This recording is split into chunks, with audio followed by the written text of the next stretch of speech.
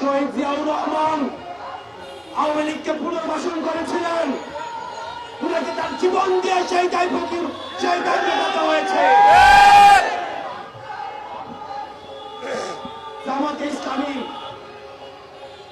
আওয়ামী লীগকে পুনর্বাসন করেছিলেন, তাদের নেতা কর্মীদের হত্যার মধ্য দিয়ে সেই দায় মেটাতে হয়েছে। বিভিন্ন ষড়যন্ত্রের মাধ্যমে 2009 সালে আওয়ামী লীগ আবার পুনর্বাসিত হয়েছে। পিলখানা হত্যাকাণ্ডের মধ্য দিয়ে, রাষ্ট্রের প্রতিষ্ঠানগুলো ধ্বংসের মধ্য দিয়ে আগামী 100 বছর ধরে সেই দায় আমাদেরকে দিতে হবে।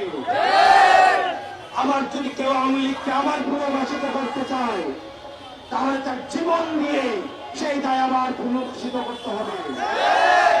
প্রিয় সহযোদ্ধা, আমরা আপনাদেরকে বলতে চাই, পরবর্তী বাংলাদেশ হবে, next Bangladesh is without Awami League.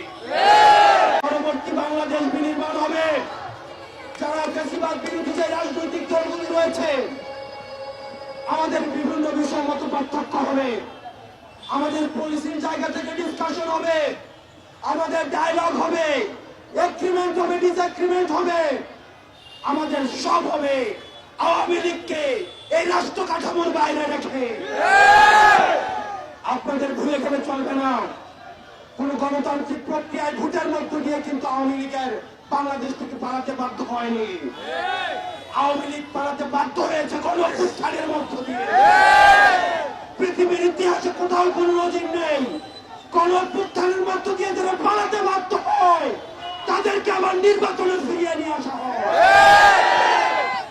সুতরাং আওয়ামী লীগের পতন হয়েছে 5ই আগস্ট। 5ই আগস্ট চূড়ান্ত সিদ্ধান্ত হয়ে গিয়েছে, আওয়ামী লীগের নাম, আওয়ামী লীগের মার্কা এবং আওয়ামী লীগের আদর্শ এই বাংলাদেশের রাজনীতি করার অধিকার হারিয়েছে। অন্তর্বর্তীকালীন সরকারের কাছে আহ্বান জানাবো, আমরা আপনাদের কাছে যে আশা করেছিলাম, এখনো পর্যন্ত আপনাদের দৃশ্যমান কোন পদক্ষেপ আপনারা দেখতে পাইনি। আমরা কোন নির্বাহী আদেশের মধ্য দিয়ে আওয়ামী লীগ নিষিদ্ধ চাই না, বরং আওয়ামী লীগ যে কৃত অপরাধ করেছে, যে গণহত্যা চালিয়েছে, যে গণমানুষের বাক স্বাধীনতাকে রুদ্ধ করেছে, গুম খুন হত্যা